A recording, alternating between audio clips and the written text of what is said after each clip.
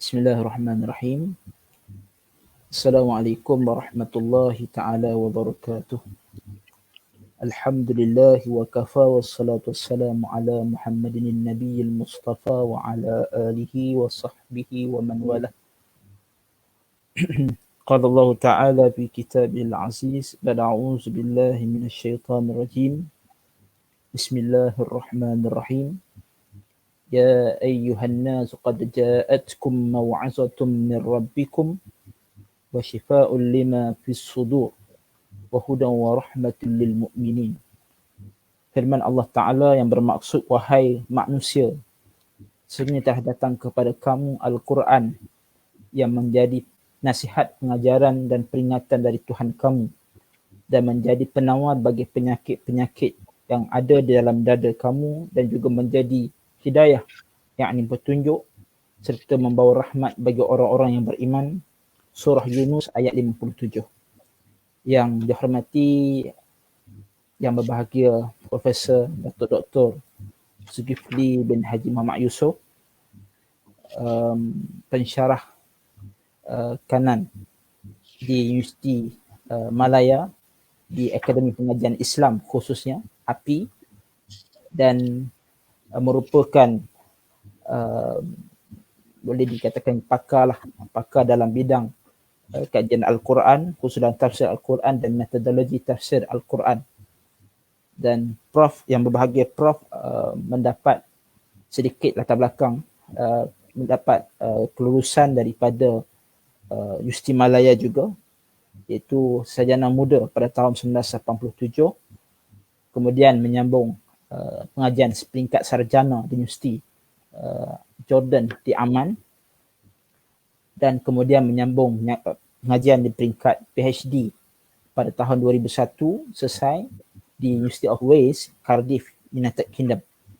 Dan Prof sudah menulis dalam pelbagai tulisan khususnya dalam bidang Al-Quran ini, sudah hampir 350 buah penerbitan dan juga penglibatan peringkat nasional dan juga antarabangsa, seperti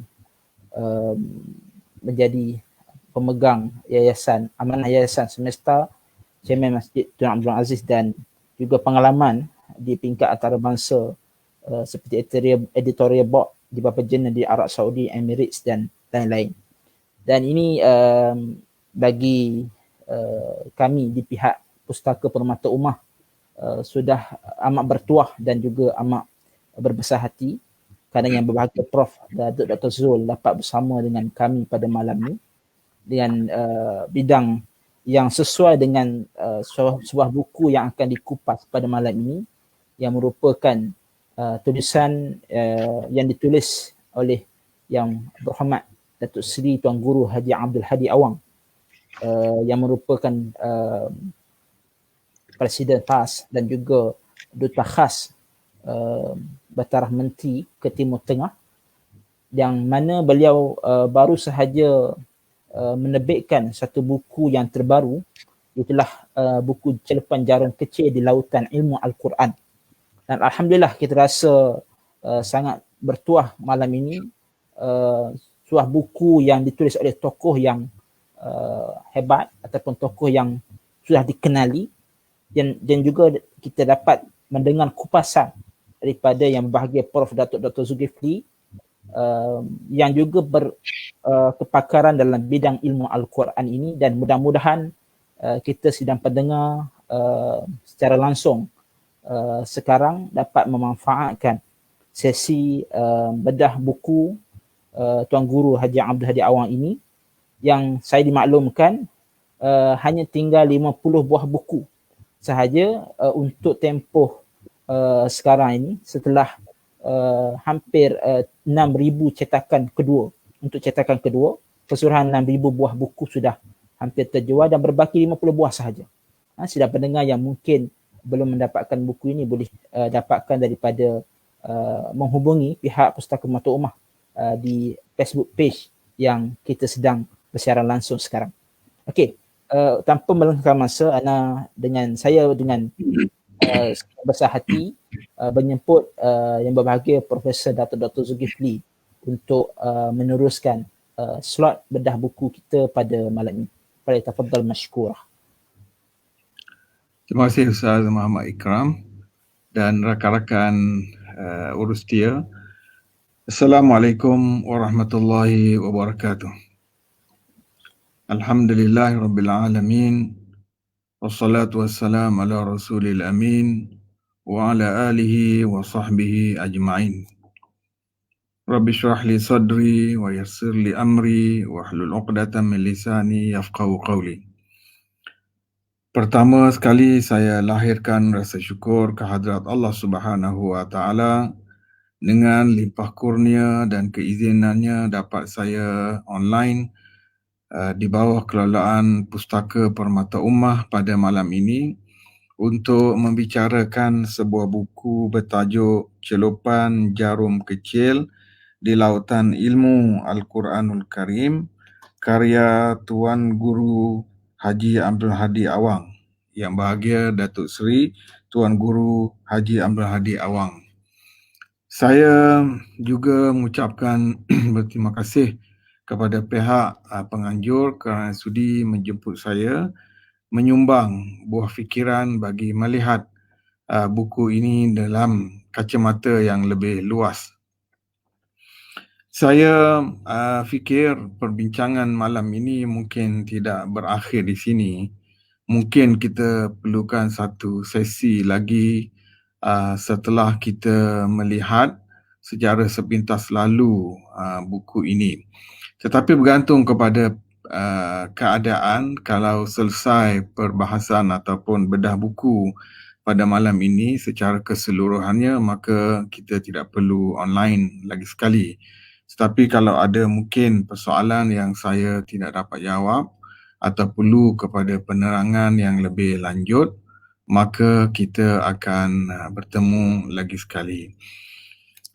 Sewaktu saya menerima undangan untuk membuat bedah buku ini, saya berfikir banyak kali sebenarnya, kerana siapalah saya yang berada di universiti berteori, bercakap, berbahas dalam bidang ilmu secara pembacaan, teori, penulisan daripada ulama-ulama yang terdahulu dan mungkin kita tokok tambah bahan berasaskan kepada penyelidikan semasa berbanding dengan Datuk Seri Tuan Guru yang menulis berasaskan kepada pengalaman, penglibatan, penghayatan, aktiviti-aktiviti kemasyarakatan dan juga politik beliau di dalam masyarakat.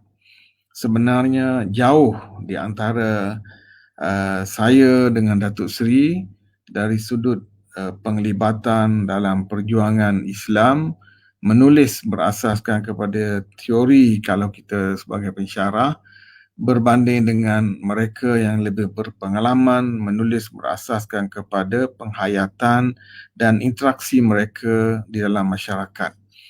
Jadi itu yang menyebabkan saya mula-mula berfikir apakah saya sesuai untuk menjadi salah seorang daripada pembedah isi kandungan buku ini. Tapi melihat kepada kepentingan bahan apabila diberikan kepada saya satu naskah untuk saya teliti, maka saya cuba untuk memberanikan diri menyumbang buah fikiran kepada masyarakat. Dan sebagaimana kita akur, tidak ada di dalam hidup kita ini kesempurnaan. Kita saling lengkap melengkapkan di antara satu sama lain, dan yang baik itu kita terima, yang kurang itu kita perbaiki. Jadi apabila saya melihat tajuk buku ini, iaitu Celupan Jarum Kecil di Lautan Ilmu Al-Quran, saya bertanya kepada diri sendiri, apakah yang dimaksudkan oleh pengarang terhadap tajuk ini? Setelah saya membaca bahagian bab demi bab, meneliti pendahuluan, prakata, melihat kesimpulan, saya dapat membuat kesimpulan awal bahawa Datuk Seri Tuan Guru telah menggunakan bahasa kiasan yang menggambarkan kepada humble ataupun tawaduk beliau di dalam menamakan buku ini, iaitu sebagaimana kita tahu jarum itu kecil, jarum tu dah kecil, tetapi beliau menyebut jarum kecil, artinya celupan jarum kecil. Jarum tu sebagaimana kita tahu dah kecil, tetapi ada lagi yang kecil, maknanya tawaduk, humble-nya, gambaran yang ingin digambarkan, yang ingin dibawa kepada kita. Kemudian di lautan, laut itu luas, tidak mudah untuk kita ukur keluasan laut itu.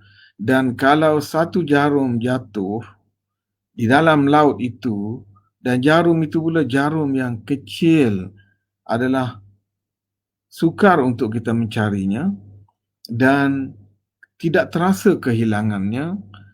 Wujudnya itu mungkin tidak dirasai dan hilangnya juga tidak dicari. Jadi gambaran humble bahawa ini adalah merupakan satu celupan jarum yang kecil daripada buah fikiran beliau, sekiranya jatuh di lautan, maka ianya tidak memberikan apa-apa makna. Ini gambaran ketawaduan yang biasa kita para ulama dalam menulis tidak mengangkat, tidak mengagungkan diri, tidak merasa ego angkuh kerana ilmu itu adalah merupakan daripada Allah Subhanahu Wa Taala, dan Allah tidak memberi ilmu itu melainkan qalila, melainkan sedikit saja. Walaupun kita bergelar sarjana yang hebat, tetapi kita ada benda yang kita tidak tahu. Dan yang kita tidak tahu itu adalah merupakan banyak lagi perkara qalil yang sedikit yang kita banding dengan apa yang Allah Subhanahu Wa Taala beri.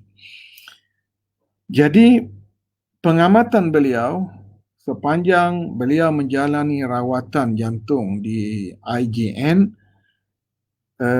apa yang dizahirkan melalui tulisan ini adalah ibarat sebagai satu celupan jarum kecil di lautan ilmu, dan ilmu itu adalah ilmu Al-Quran. Ilmu Al-Quran itu sebagaimana yang kita ketahui adalah luas dan adalah besar, sempadannya juga bukan mudah disukat, tetapi banding dengan ilmu Allah Subhanahu Wa Taala secara keseluruhannya lagi luas, lagi besar. Jadi kita bermula dengan satu nama yang penuh dengan kiasan, yang menggambarkan keluhuran budi pekerti, gambaran kepada keikhlasan hati, dan juga betapa tawaduk seorang penulis itu bahawa buku saya ni sebenarnya tak ada apa-apa. Seolah begitu berbanding dengan penulisan ulama-ulama yang besar. Tetapi hakikatnya apabila saya membaca bahan ini, tanggapan tawaduk itu tidak menggambarkan bahawa buku ini nothing, tidak menggambarkan bahawa buku ini tidak ada makna. Bahkan buku ini cukup besar maknanya, kerana bila kita melihat bab-bab yang ada nantinya, insya-Allah kita akan lihat betapa interaksi penulis dengan masyarakat adalah dalam adunan dan kacamata ilahi, ataupun dalam bahasa yang lebih tepat adalah berasaskan kepada adunan Al-Quranul Karim. Rakan-rakan, sahabat-sahabat pendengar dan juga penonton, jadi apabila kita melihat kepada tajuk buku ini, maka sekali ingatan sayanya apabila saya dapat apabila saya dijemput untuk bercakap tajuk ini, saya rasa agak asing kerana apakah agaknya ulum Al-Quran yang ingin disampaikan oleh Yang Bahagia Datuk Seri ini. Itu yang menjadi tanda tanya pada saya, dan nantinya akan dijawab selepas ini. Apabila saya membaca buku ini, maka saya dapati bahawa ia adalah merupakan tulisan berasaskan kepada pengamatan, tadabbur, penelitian Tuan Guru terhadap isi Al-Quranul Karim. Ia adalah merupakan dalam tempoh penjagaan kesihatan, dalam tempoh rawatan itu, beliau membaca ayat-ayat Al-Quranul Karim, beliau mendengar ayat-ayat Al-Quranul Karim, hasil daripada pendengaran dan pengamatan terhadap ayat Al-Quranul Karim itu dicatat oleh beliau, diamati oleh beliau, ditadabbur oleh beliau dan dihasilkan dalam bentuk penulisan.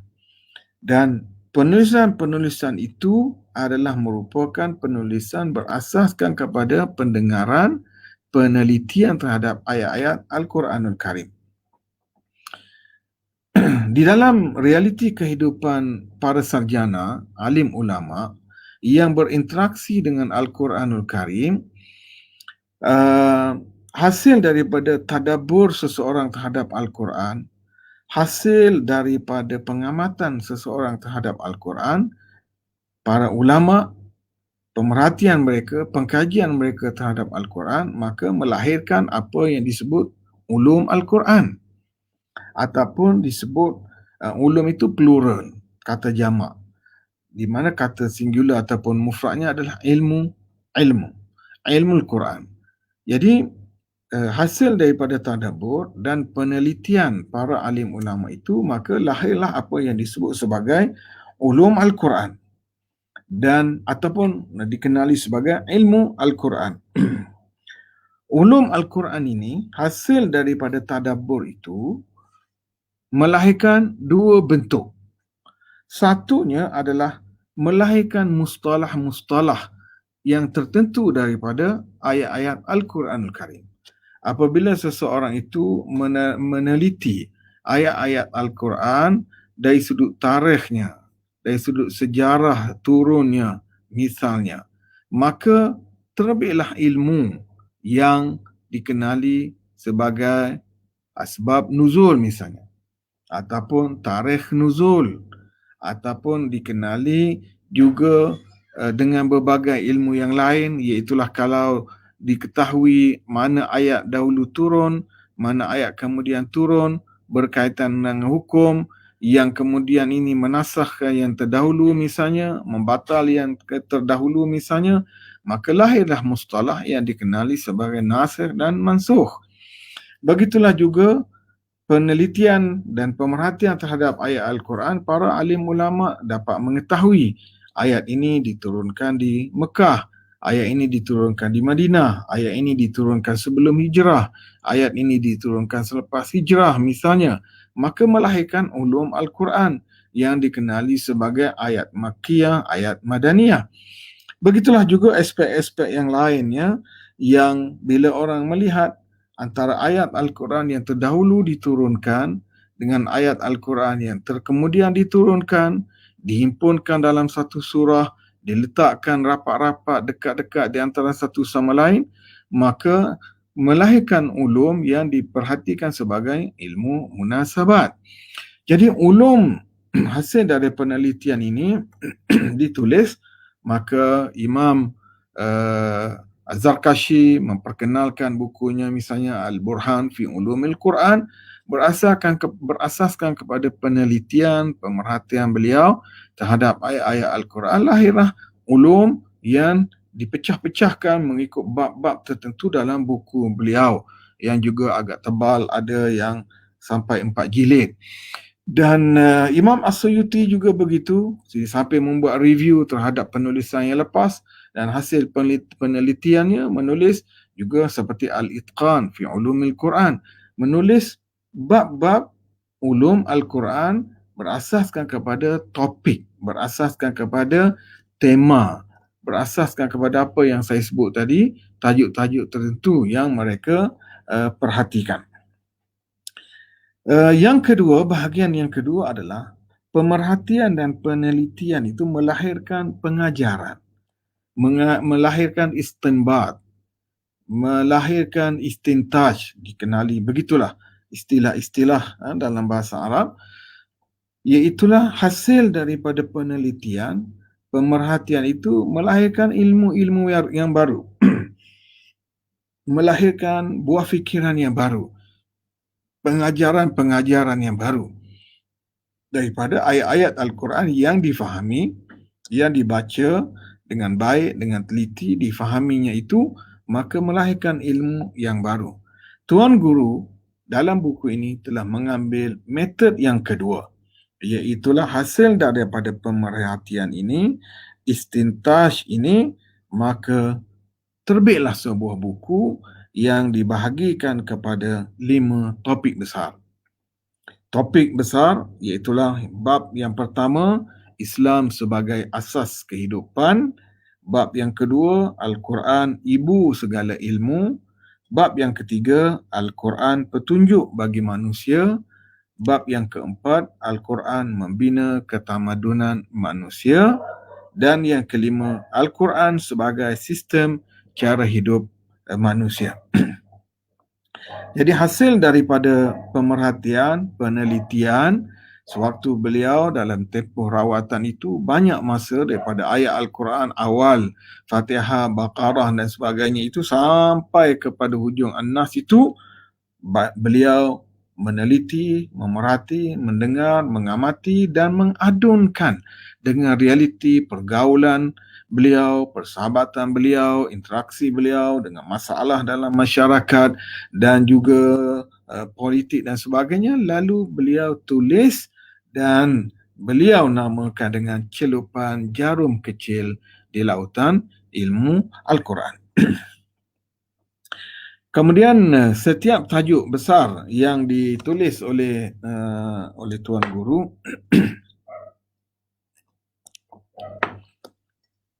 ada tajuk-tajuk kecil di bawahnya itu. Dan kalau kita ada kesempatan, kita akan melihat bab demi bab tentang bedah buku ini. Saya beri gambaran awal dari segi falsafah kepada penulisan buku ini. Kemudian itu modus operandi penulisan buku ini yang saya sebut, metodologi yang telah diambil oleh pengarang dalam menyiapkan karya ataupun bahan mentah hasil daripada pemikiran beliau ini sehinggalah dicetak dan berada dalam pasaran seperti mana yang kita baca, yang kita terima dan hayati, teliti pada hari ini. Okey, saya pergi kepada isu yang selanjutnya, iaitulah kandungan umum buku ini. Buku ini sebelum daripada saya kata kita akan lihat, insya-Allah sekiranya ada masa panjang umur, kita akan lihat bab demi bab dalam siri yang akan datang. Kita cuba lihat kandungan umum buku ini. Ya, buku ini kandungan umumnya, buku ini tebalnya sekitar 200 lebih.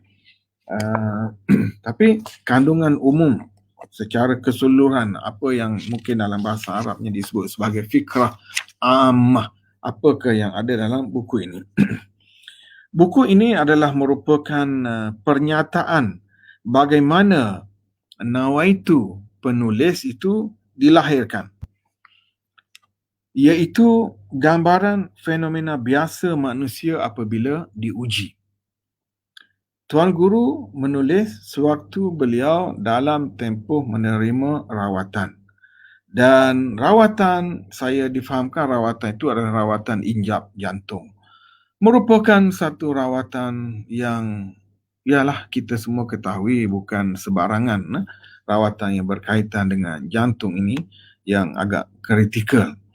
Manusia, kita sebagai manusia apabila diuji, lazimnya kita berdepan dengan dua keadaan. Sama ada keadaan yang pertama, kita merungut, kita tidak puas hati, kita susah hati, kita komplain, apa yang buat semua tak kena, apa servis yang kita terima semua tak betul. Jadi perasaan ini lahir daripada rasa kecewa, rasa frust, rasa buntu ataupun rasa tidak ada harapan lagi seolah-olah merasa bahawa tarikh mati itu telah pun ada di hadapan, cuma menentukan bila malikil maut letak tarikh. Atau satu lagi keadaan kedua, iaitulah makin diuji dengan kesakitan, dengan kepayahan, makin rapat seseorang itu dengan Allah Subhanahu wa taala penciptanya.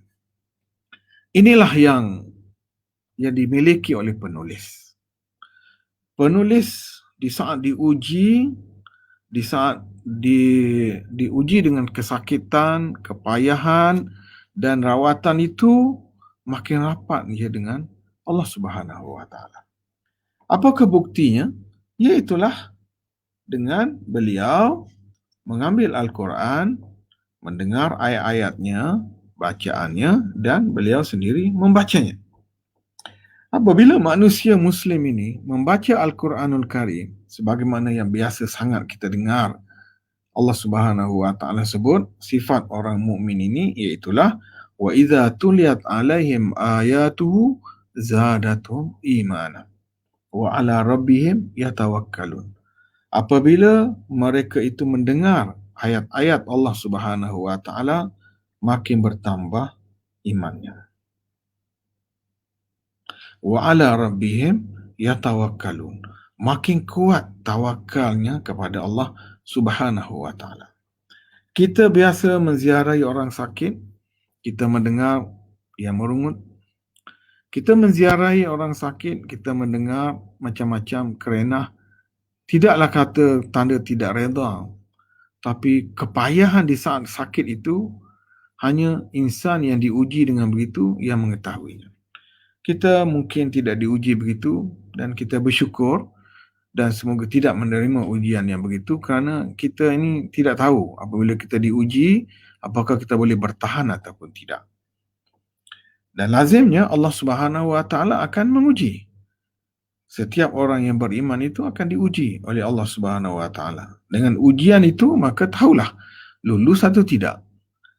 Kita nak beza antara orang yang high class, lulus dengan cemerlang ataupun tidak dan sebagainya, kalau kat universiti dengan ujian.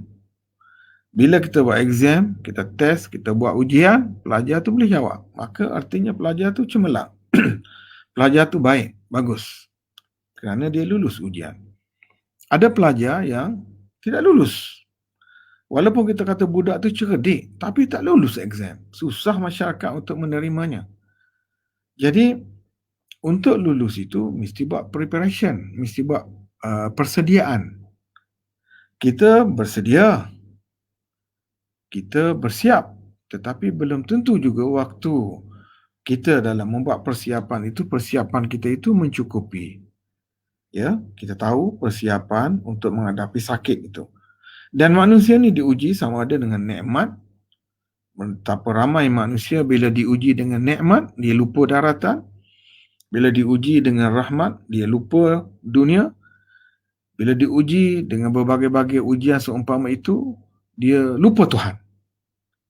Tetapi ada manusia yang walaupun diuji dengan rahmat, dengan kekayaan, dengan naik pangkat, dengan rezeki dan sebagainya, makin rapat dia dengan Allah Subhanahu wa taala. Bagus. Ada manusia dengan ujian rahmat, dia menang. Ada manusia dengan ujian nikmat, dia kalah, dia tewas. Dan ujian Allah itu juga dengan sakit. Ada manusia diuji dengan kesakitan, dia tewas. Dan ada manusia diuji dengan kesakitan, dia redha. Tuan Guru tidak declare dia redha, tetapi daripada gaya penulisan, manfaat daripada pembacaan Al-Quran yang dia dapat galurkan dalam tulisan ini memberi gambaran kepada kita bahawa beliau adalah seorang insan yang redha dengan ketentuan ilahi dan memanfaatkan masa yang diuji itu dengan melahirkan buah fikiran yang baik terhadap isi Al-Quranul Karim. Manusia biasa diuji dan bila diuji barulah dia kenal Tuhan. Kalau kita naik kapal terbang, dilanggar awan dan sebagainya. Baru kita dengar orang yang tadinya mungkin naik tak baca doa pun. Bila dah kena macam, oh my God, ingat kepada Tuhan. Tapi ingatan kepada Tuhan yang sebenar-benarnya ini terasa apabila dalam proses rawatan injap jantung yang dihadapi oleh Tuan Guru, beliau tidak mensia-siakan masanya ini menghasilkan sebuah buah fikiran untuk kita baca, untuk kita hayati dan untuk kita kongsi bersama. Tuan Guru penulis telah memberi gambaran kepada kita melalui refleksi, di mana bila diuji makin terasa dekat dengan Allah Subhanahu Wa Taala. Sukar untuk kita membentuk jiwa kita sebegitu. Saya bukan memuji, tetapi apa yang ditulis ini memberikan natijah begitu. Bila diuji, refleksi daripada tulisannya ini menggambarkan bahawa beliau telah mengambil talian hayat, iaitulah dengan Allah Subhanahu Wa Taala. Manusia itu sebagaimana diketahui, sebagaimana yang kita difirmankan oleh Allah Subhanahu Wa Taala, mempunyai dua talian. Satu talian dengan Allah Subhanahu Wa Taala, hablum minallah. Satu talian lagi adalah hablum minan nas. Hablun minallah ini adalah melalui interaksi dengan Al-Quranul Karim. Dan Tuan Guru telah menggunakan talian hayat dengan Allah Subhanahu Wa Taala ini, iaitulah dengan Al-Quranul Karim. Ingat tuan-tuan, kita semua ada dua talian hayat.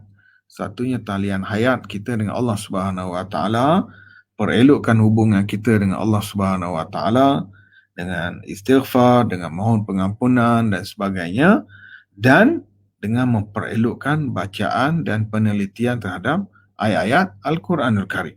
Itu talian hayat pertama. Yang kedua adalah talian hayat hubungan kita yang baik dengan manusia, sebagaimana yang diajar oleh Al-Quranul Karim. Diajar oleh Nabi SAW kepada kita berakhlak dengan akhlak yang baik, memiliki sifat ihsan, sifat rahmah dengan manusia secara keseluruhannya. Sidang pendengar dan penonton yang saya hormati dan kasih sekalian. Tuan Guru dalam bukunya ini telah menunjukkan kepada kita bahawa apabila beliau diuji, beliau makin dekat dengan Allah Subhanahu Wa Taala, Tuhan pencipta, dan bukannya bersikap makin jauh, ataupun ada setengah orang itu na'udzubillah marah pada Tuhan kerana diuji. Boleh jadi saya seorang di atas dunia diuji dengan kesakitan yang begini. Orang lain barangkali tak pernah macam saya. Sayalah satu-satunya yang diuji atas dunia dengan ujian. Ini adalah sifat-sifat insan yang tidak redha. Na'udzubillah, kita mohon Allah Subhanahu Wa Taala jauhkan kita daripada memiliki sifat kecewa yang begitu. Jadi kita patut mengambil qudwah, contoh tauladan, apabila kita diuji, mengambil kesempatan itu untuk kita mendekatkan diri, membina talian hayat kita dengan Allah Subhanahu Wa Taala, dan tidak ada sebaik-baik talian hayat dengan Allah adalah dengan membaca Al-Quran Al-Karim. Kerana itu kalamnya. Kerana itu adalah merupakan wahyunya. Allah Subhanahu Wa Taala tidak pernah berbohong dalam wahyunya itu. Dan siapa yang mahu membina hubungan baik dengan Allah Subhanahu Wa Taala adalah melalui kalamnya, melalui wahyunya. Sebagaimana kita kalau nak bina hubungan yang baik dengan majikan kita, mestilah ikut arahan dan peraturan yang telah diberikan. Begitulah lebih kurang kiasannya. Jadi tali Allah itu mudah. Talian Allah itu mudah. Allah pun memang permudahkan taliannya ini. Walaqad yassarnal Qur'ana lidzikri. Tuhan telah permudahkan Al-Quran ini untuk diingati, untuk dibaca, untuk dihayati. Sebenarnya dipermudahkan. Dan dengan keadaan dunia pada hari ini, macam-macam apps yang ada, hampir mustahil kalau kita dalam telefon kita tidak ada apps, aplikasi Al-Quran itu. Ada dengan ada voice sekali, dengan ada rasam, tulisannya sekali dan berbagai-bagai ciri yang ada itu. Mustahil tidak ada dalam telefon kita, dalam smartphone kita pada hari ini. Tapi nisbah kita memanfaatkannya itu mungkin tanya diri kita sendirilah. Dan Tuan Guru telah memanfaatkan talian hayat itu dengan mendengar bacaan, memperhatikan makna-makna yang difahami kerana beliau lulusan Timur Tengah, memahami bahasa Arab, kemudian memahami mesej-mesej yang disampaikan oleh Allah Subhanahu Wa Taala dalam Al-Quranul Karim itu. Hasil daripada renungan, dalam tempoh rawatan, dalam tempoh lawatan doktor dan sebagainya itu, lahirlah hasil daripada penerokaan ini beberapa pengamatan yang menginsafkan, yang dicernakan melalui bab-bab yang telah saya sebutkan tadi. Hasil daripada penelitian dalam saat keinsafan itu, maka lahirlah buah fikiran itu dicernakan melalui bab-bab yang telah digambarkan melalui bahan ini. Kemudian itu makna keseluruhan yang ada di dalam buku ini, lebih bersifat tajribah, pengalaman yang dihayati oleh Tuan Guru, kemudian diterjemahkan melalui tulisan. Kita cuba pergi dengan lebih dekat lagi terhadap buku ini. Saya boleh katakan buku ini menggambarkan bahawa Tuan Guru adalah konsisten dalam pegangan hidupnya. Apakah pegangan hidupnya dan pegangan perjuangannya? Iaitulah ilmu wahyu dengan ilmu dunia tidak boleh dipisahkan.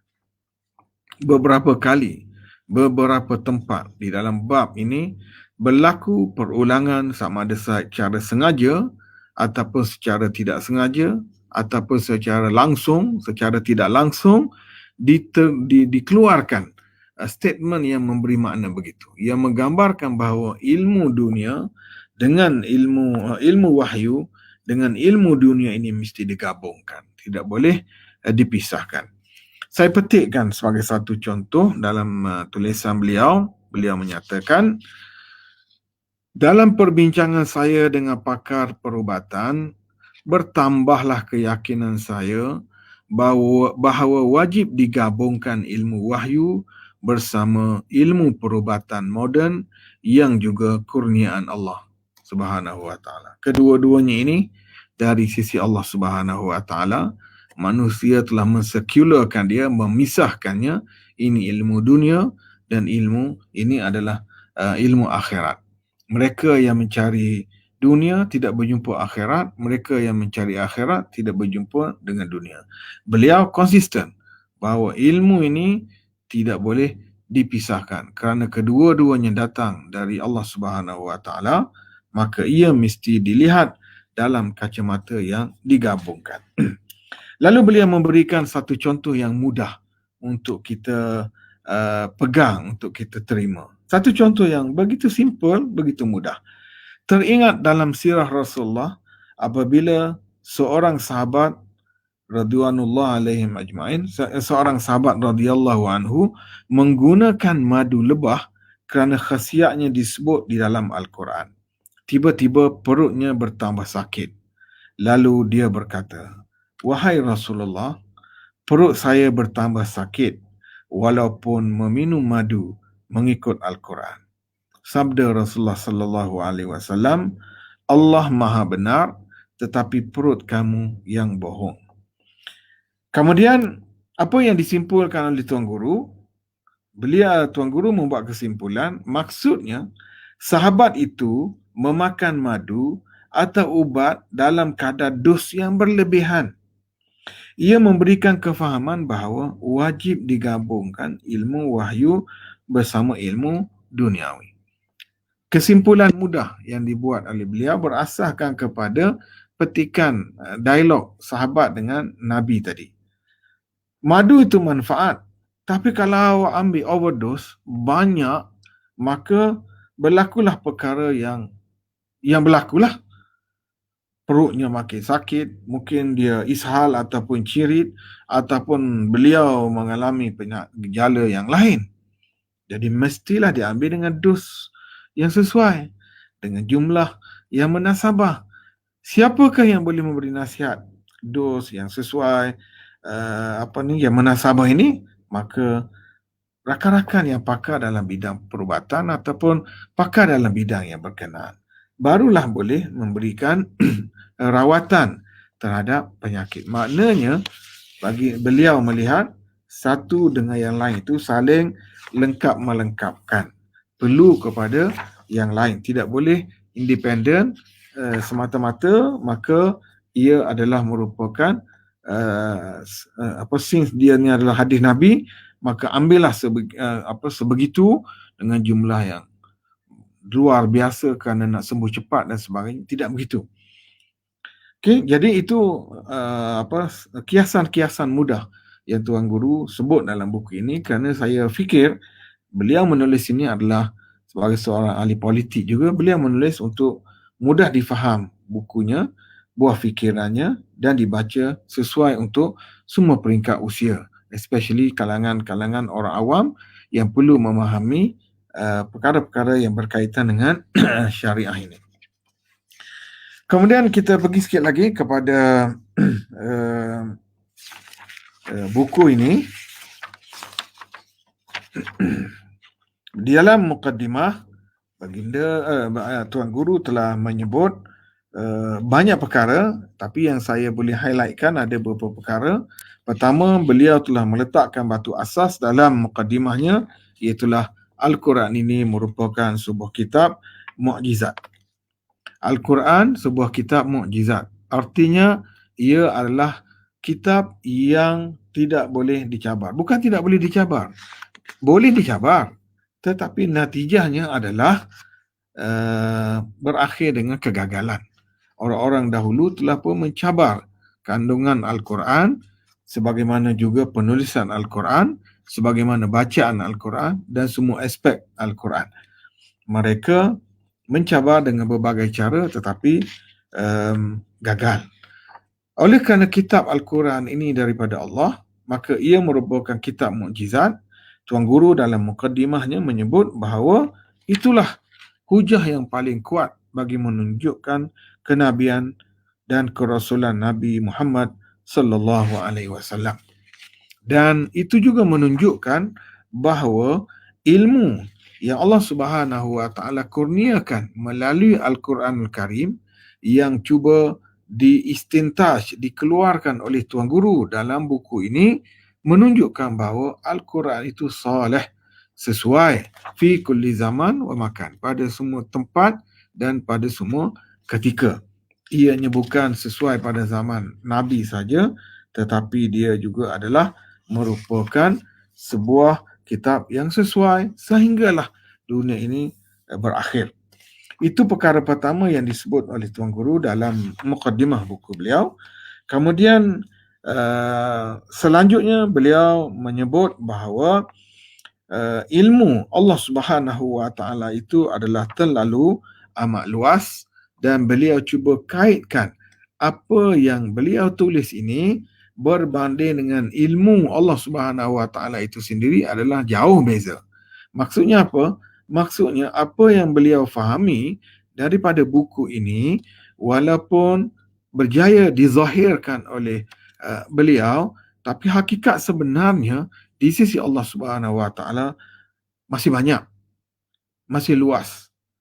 Dan beliau membawa kisah bagaimana Nabi Musa alaihissalam dengan Khidir, berlaku dialog antara mereka berdua yang memberi gambaran bahawa ilmu yang dimiliki oleh manusia ini adalah sedikit. Maknanya nak memberitahu bahawa apa yang beliau tulis ini hanyalah sedikit saja daripada pengamatan, pengajaran yang beliau perolehi dalam tempoh mendapat rawatan itu untuk dipertontonkan kepada orang ramai. Saya petik kata-kata beliau di sini, walaupun Al-Quran yang berbentuk mukjizat ilmu sama ada ilmu agama atau ilmu duniawi, termasuk sains dan teknologi yang dikira pujaan manusia pada zaman ini, ilmu Al-Quran masih terlalu sedikit jika dibandingkan dengan ilmu Allah Subhanahu Wa Taala yang maha luas. Maknanya penemuan kita daripada ilmu-ilmu ini hanyalah sedikit saja berbanding dengan ilmu di sisi Allah Subhanahu Wa Taala. Yang ketiga, di dalam mukadimah juga Tuan Guru highlight iaitulah beza di antara wahyu Al-Quran dengan wahyu-wahyu yang lain sebelum daripada ini. Nabi-nabi sebelum daripada ini apabila diutuskan diberikan mukjizat dan mukjizat mereka itu sesuai untuk mereka dalam tempoh begitu saja, dan diberi kepada mereka kitab ataupun suhuf sesuai untuk tempoh mereka saja. Tetapi berbeza dengan Al-Quranul Karim ini, Allah Subhanahu Wa Taala turunkan dan diberikan kepada Nabi Muhammad sallallahu alaihi wasallam adalah sesuai untuk zaman ini, zaman Nabi sallallahu alaihi wasallam, dan sampailah kepada akhir zaman nanti. Diberikan dalil-dalil daripada ayat Al-Quranul Karim yang ramai kita silap faham dalam memahami kehidupan manusia pada hari ini. Contohnya, ramai para sarjana asyik duk cari perbezaan antara lelaki dan perempuan, berlaku perebutan antara lelaki dan perempuan. Ada yang lahirlah kumpulan-kumpulan tertentu yang menyokong kedudukan wanita dalam masyarakat dan sebagainya, yang dianggap kita telah merendahkan martabat dan sebagainya.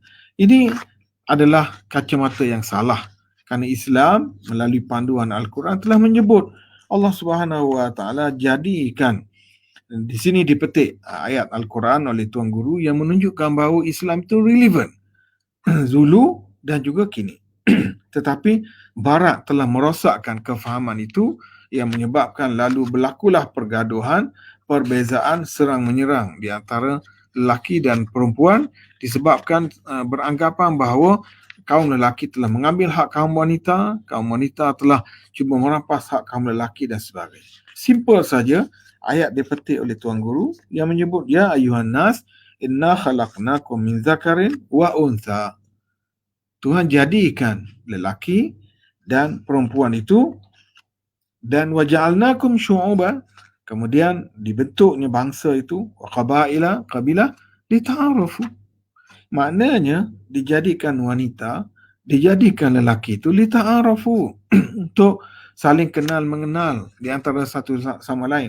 Bukan untuk fighting, bukan untuk berbalah, bukan untuk berperang, bukan untuk berselisih, lita'arafu, untuk saling kenal mengenal di antara satu sama lain. Bila tak kenal tak cinta. Jadi bila dah kenal maka cinta. Hidup harmoni, hidup aman damai.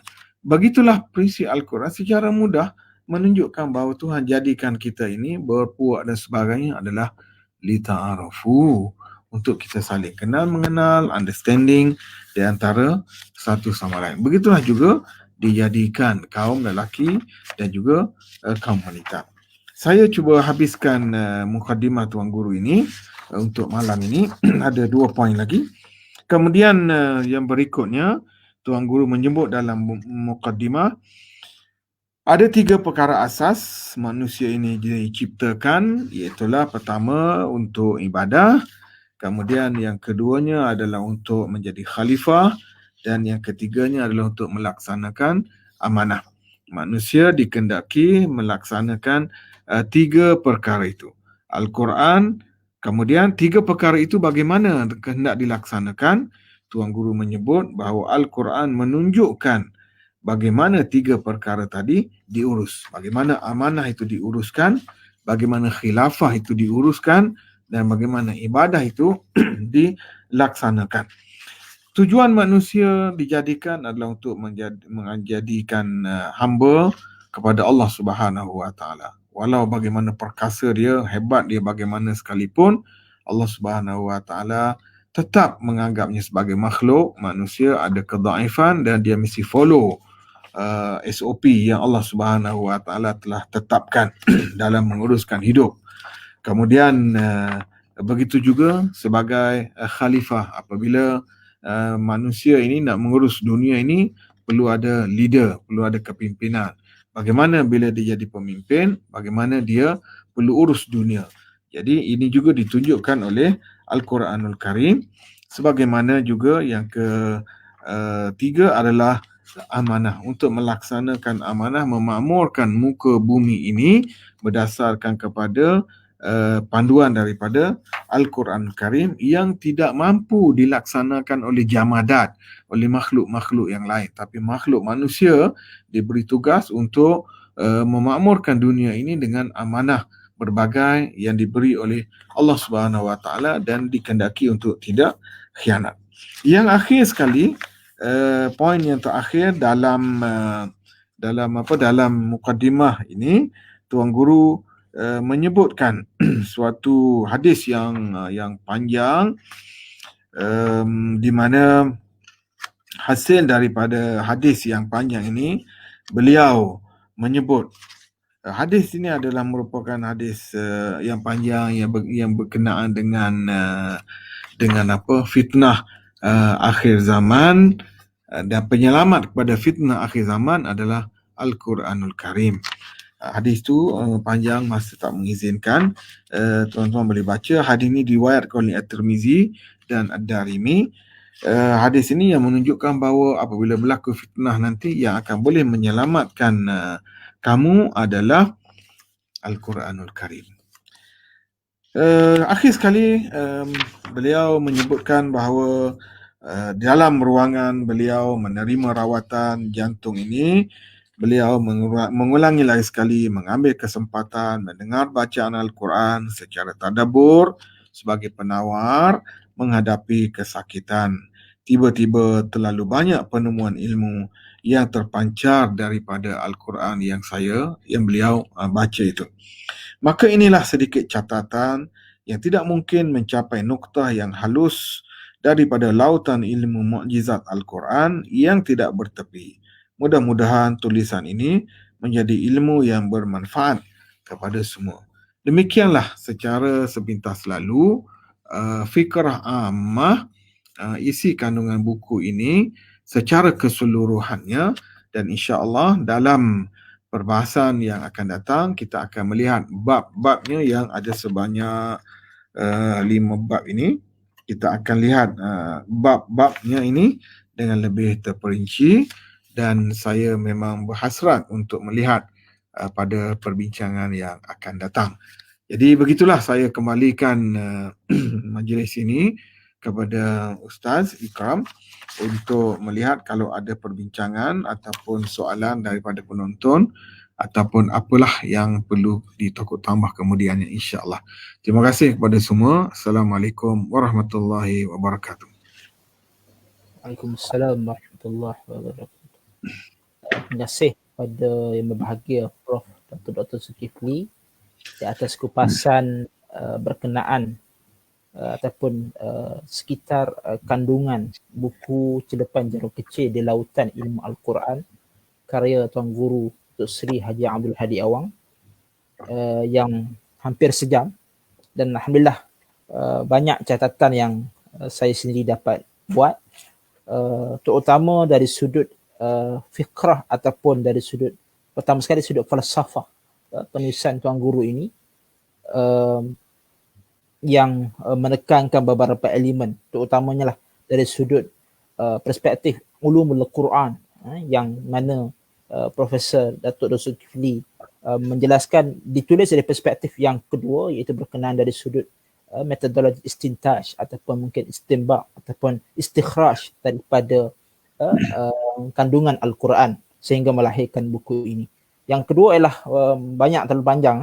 Saya catat ni lebih daripada 5 muka surat. Seronok, syok dengar.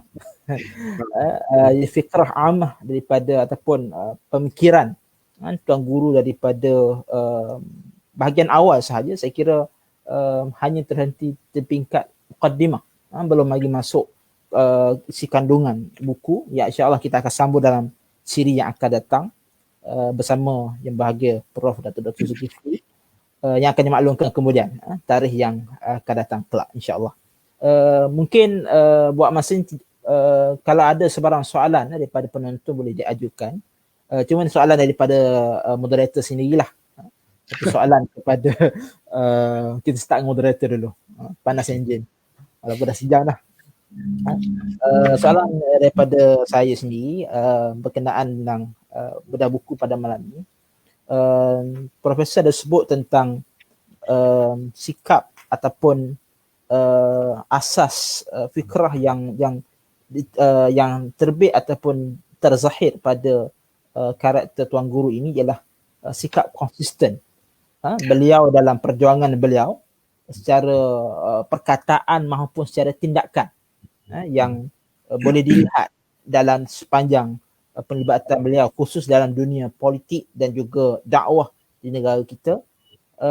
Soalan saya, sejauh mana Al-Quran boleh membentuk sikap seseorang mukmin itu agar konsisten ataupun dalam bahasa Al-Quran istiqamah dengan pendirian dan juga petunjuk yang ditunjukkan dalam Al-Quran.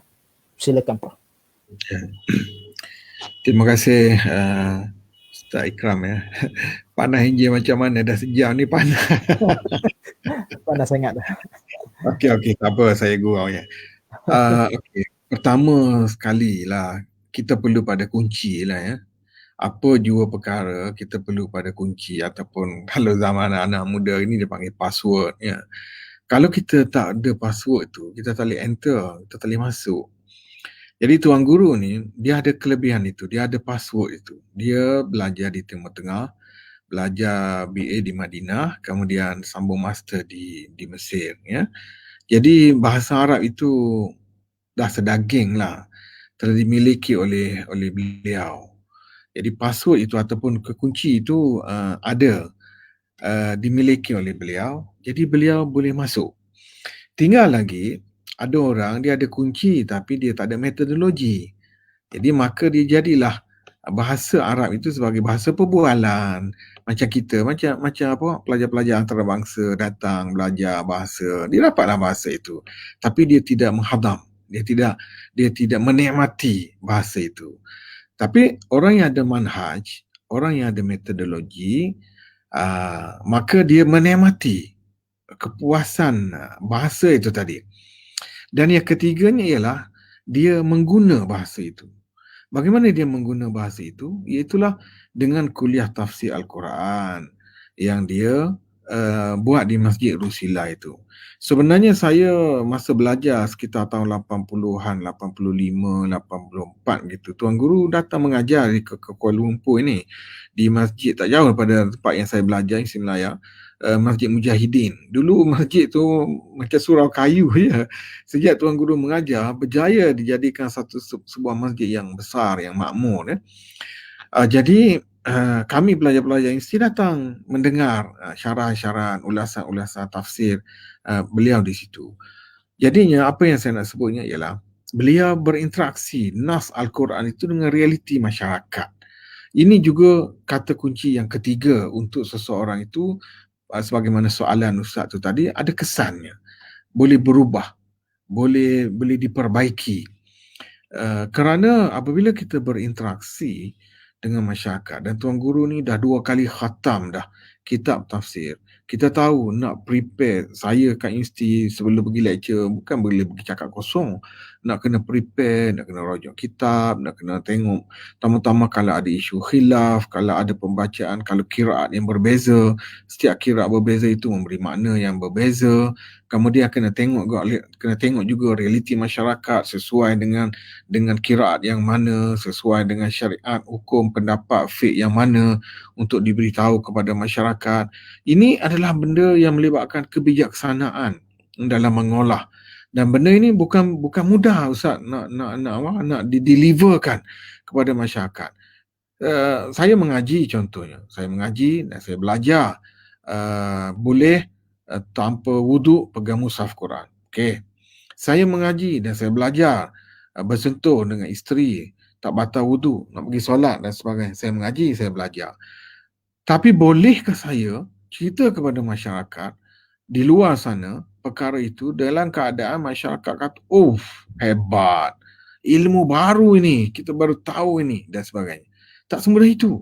Jadi kebijaksanaan mengolah buah fikiran dengan pergaulan dalam masyarakat, interaksi masyarakat adalah merupakan kunci juga kepada kejayaan dakwah, sebagaimana juga boleh dirubah sesuatu sikap itu oleh masyarakat. Jadi ada tiga password itu tadi, tiga step itu tadi. Ustaz, itulah bagi saya boleh berubahnya seseorang itu apabila dia berinteraksi dengan Al-Quran Al-Karim. Jadi Tuan Guru tidak menghadapi masalah itu kerana beliau memahami bahasa Arab dan boleh menulis pun di dalam bahasa Arab, boleh menulis surat, boleh menulis buku dalam bahasa Arab, dan saya difahamkan Pustaka Ummah dah jadi macam pemegang hak cipta dia. Itu tahniah lah. Jadi tidak masalah itu dari segi bahasa. Kemudian dari segi delivery kepada masyarakat, tak ada masalah kerana beliau berinteraksi hari-hari berjumpa masyarakat. Sebagai seorang ahli politik pun jumpa dengan masalah masyarakat, cuba untuk menyelesaikan masyarakat dan sebagainya. Jadi itu sebab saya rasa kunci kepada kejayaan beliau sebagai tokoh dan juga menjadi rahsia kepada pendengar, peminat beliau, pendengar kuliah beliau, pembaca buku beliau itu merubah sikap. Dan kepada kita sendirilah yang memahami Al-Quran Al-Karim ini, bila kita baca ayat-ayat Al-Quran yang mencela, ayat-ayat Al-Quran yang menceritakan kedahsyatan, azab dan sebagainya, mereka yang engkar perintah Allah, dia akan merubah, memberi keinsafan kepada kita. Tapi kunci asas sekali passwordnya adalah memahami. Apa saja kalau kita tak faham, kita baca, tidak akan memberi apa-apa makna. Kita baca WhatsApp, kita tak faham apa-apa, tak ada action. Tapi kalau kita baca, kita faham, kita akan tunjukkan action. Itu pandangan saya, Ustaz. Terima kasih. Okey, terima kasih pada Prof. Mungkin kesimpulan mungkin malam ni sesi pertama bersama yang berbahagia Prof. Kita akan bersama lebih panjang insya-Allah sesi yang akan datang. Kerana jam pun hampir jam 11 lah. Prof mungkin nak prepare untuk esok. Mungkin ada kelas online Prof. Sekarang sedang exam. Oh, exam. Ada exam pun online. Exam semua online sekarang. Okey, baik. Mungkin sebulan sebelum kita berakhir pada malam ini, Prof sebut tadi berkenaan tentang kunci ataupun password yang kita perlu ada dalam memahami Al-Quran ini. Mungkin yang ada pada penulis ataupun Tuan Guru ini, mungkin pertama ialah kefahaman tentang Al-Quran lah. Satu lagi ialah kefahaman tentang realiti masyarakat ataupun fahmul waqi' yang ada pada Tuan Guru, yang ini menjadikan penulisan beliau, ucapan beliau satu perkara yang hidup dan segar kerana sesuai dengan realiti masyarakat, dan beliau sudah memahami sepak terajang ni sudah lamalah, puluhan tahun. Bahkan tafsir Al-Quran ni pun sudah 2 kali khatam sebagaimana yang disebut oleh Prof sebentar tadi dan dinyati oleh Tuan Guru sendiri. Dan ini yang satu keistimewaan lah yang ada pada beliau, dan insya-Allah kita akan sambung pada sesi yang akan datang bersama Profesor Datuk Zulkifli Yusof pada siri yang akan dimaklumkan pada tarikh dan masa yang akan dimaklumkan. Mungkin pada masa yang sama, mungkin pada tarikh yang akan dimaklumkan oleh pihak Pustaka Permata Ummah. Jadi sebelum kita tutup sesi pada bedah buku pada malam ini, suka saya sebut pertama, bagi para pendengar yang belum lagi mendapatkan karya terbaru Tuan Guru ini, boleh dapatkan segera mungkin lah, kerana kita sudah cetakan kedua untuk makluman Prof dalam tempoh tidak sampai 2 bulan. Sebulan. Alhamdulillah. Hampir sudah hampir 5,950 buah buku, tinggal lagi 50 buah belum terjual. Hampir 6,000 lah senang cerita, 6,000 buah lah hampir terjual. Dan insya-Allah pada saya dimaklumkan oleh rakan-rakan pengurusan Pustaka Permata Ummah, minggu akan datangnya akan mula cetakan ketiga. Jumlahnya berapa wallahu alam. Kalau sebelum ni agak banyak lah, sudah 6,000. Wallahu alam mungkin lebih besar atau sebagainya, dan boleh dapatkan segera. Dan saya juga dimaklumkan oleh pihak rakan-rakan Pustaka Mata Ummah, bulan Julai juga akan keluar buku terbaru Tuan Guru. Tuan Guru ni tak boleh duduk diam. Masya-Allah. Macam-macam. Buku baru iaitu yang berjudul Islam Satu-Satunya Penyelesaian. Ini buku yang akan keluar tidak lama lagi lah, dan dikatakan minggu hadapan akan dibuat tempoh pre-order untuk buku ini, dan akan dicetak dalam masa terdekat. Jadi untuk para pembaca yang meminati bahkan mencintai ilmu, boleh dapatkan karya-karya Tuan Guru yang akan terbit dan sudah terbit, sudah puluhan, yang cuma untuk bagaimana nyatakan oleh Prof tadi, Pustaka Mata Ummah ni seolah-olah macam memegang hak cipta lah. Dan insyaAllah akan menerbitkan semula karya-karya lama Tuan Guru dan juga karya-karya baru yang masih menanti queue dia. InsyaAllah. Tafsir dia tak terbit, Ustaz? Ya Ustaz?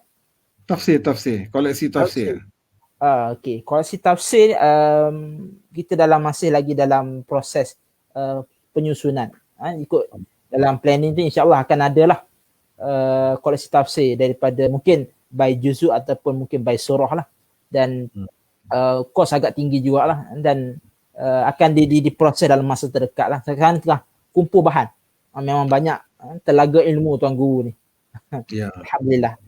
Okey, jadi untuk akan datang kita akan bersiaran sekali lagi, dan terima kasih kepada yang berbahagia Profesor Dr. Zulkifli Yusof di atas kesudian bersama dalam sesi secara langsung pada malam ini. Jazakallahu khairan katsira. Dan terima kasih juga kepada pihak penganjur Pustaka Mata Ummah, dan mudah-mudahan kita beri kelapangan masa dan panjang umur untuk bersama dalam sesi yang akan datang. Allahu a'lam. Dan mudah-mudahan kita beroleh manfaat daripada ilmu dan juga kupasan yang kita perolehi pada malam ini. Terima kasih sekali lagi Prof. Maaf sampai pukul 11 malam kita malam ni. Ya, okey. Alhamdulillah, insya-Allah. Doakan kami jugalah dan juga pihak kita kongsi. Insya-Allah. Okey. Wallahu a'lam. Sekadar itu saja saya tangguh dengan lafaz aqulu qouli hadza astaghfirullahal azim li wa lakum. Assalamualaikum warahmatullahi taala wabarakatuh. Assalamualaikum. Assalamualaikum warahmatullahi wabarakatuh. Terima kasih Ustaz. Sama-sama. Terima kasih Prof.